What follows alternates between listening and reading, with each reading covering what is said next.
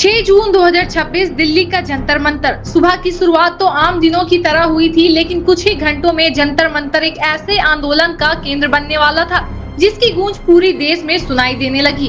चारों तरफ युवाओं का सैलाब उमड़ रहा था। सैकड़ों नहीं, हजारों छात्र और युवा एक नई पहचान के साथ वहां पहुंच रहे थे, कॉकरोच बनकर। उनकी मांग साफ थी, शिक्षा मंत्री धर्मेंद्र प्रधान इस्तीफा दो, नीट पेपर लीक का जवाब दो, सीबीएसई की कथित गड़बड़ियों की जवाबदेही तय करो। हर तरफ नारे गूंज रहे थे, हर हाथ में पोस्टर, हर चेहरे पर गुस्सा था। लेकिन इस गुस्से के साथ एक बात और थी, अनुशासन। स्टेज से बार बार एक ही अपील की जा रही थी, किसी भी उकसावे में मत आना। शांति बनाए रखना, हमारी लड़ाई व्यवस्था से है, किसी व्यक्ति से नहीं।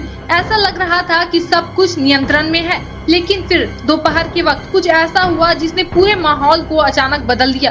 भीड़ के बीच एक व्यक्ति दाखिल हुआ। उसके हाथ में एक तस्वीर थी। पहली नजर में तस्वीर साधारण लग रही थी, लेकिन जैसे ही लोगों ने गौर से देखा, हजारों लोगों के बीच हलचल मच गई। तस्वीर में दिखाई दे रहे सीजेपी के प्रवक्ता सौरभ दास और उमर खालिद। बस यहीं से माहौल बदलने लगा। कुछ प्रदर्शनकारी नाराज हो गए, कुछ लोगों ने उस शख्स को घेर लिया। चारों तरफ शोर बढ़ने लगा, बहस शुरू हो गई। लोग एक दूसरे से सवाल पूछने लगे। कुछ ही मिनटों में तनाव अपने चरम पर पहुंच गया। जंतर मंतर का माहौल अब पहले जैसे नहीं रहा था। जो आंदोलन अभी तक पूरी तरह शांत था, अब वह एक बड़े टकराव की तरफ बढ़ता दिखाई दे रहा था।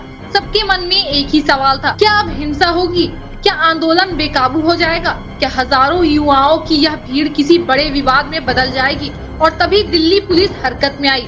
पुलिस ने स्थिति की गंभीरता को देखते हुए तत्काल कार्रवाई की। 6 लोगों को प्रिकॉशनरी डिटेंशन में लिया गया। सुरक्षा घेरा मजबूत किया गया। पुलिस और आयोजकों ने मिलकर भीड़ को शांत करने की कोशिश शुरू कर दी। कुछ ही मिनटों तक ऐसा लग रहा था जैसे स्थिति किसी भी समय बिगड़ सकती है, लेकिन फिर जो हुआ उसने सभी को चौंका दिया। नारे धीरे धीरे शांत होने लगे, लोग पीछे हटने लगे, गुस्सा काबू में आने लगा। कोई बड़ी झड़प नहीं हुई, कोई पत्थरबाजी नहीं हुई, कोई तोड़फोड़ नहीं हुई और आखिरकार कॉकरोच जनता पार्टी का पहला बड़ा ऑफलाइन प्रदर्शन शांतिपूर्ण तरीके से समाप्त हो गया। यह सिर्फ एक विरोध प्रदर्शन नहीं था, ये हजारों युवाओं के गुस्से, निराशा और उम्मीदों का प्रदर्शन था। उन्होंने दिखाया कि वे अपनी बात मजबूती से रख सकते हैं, लेकिन बिना हिंसे के भी। हालांकि आंदोलन खत्म हो गया, लेकिन सवाल अभी भी बाकी है। क्या सरकार इन छात्राओं की आवाज सुनेगी?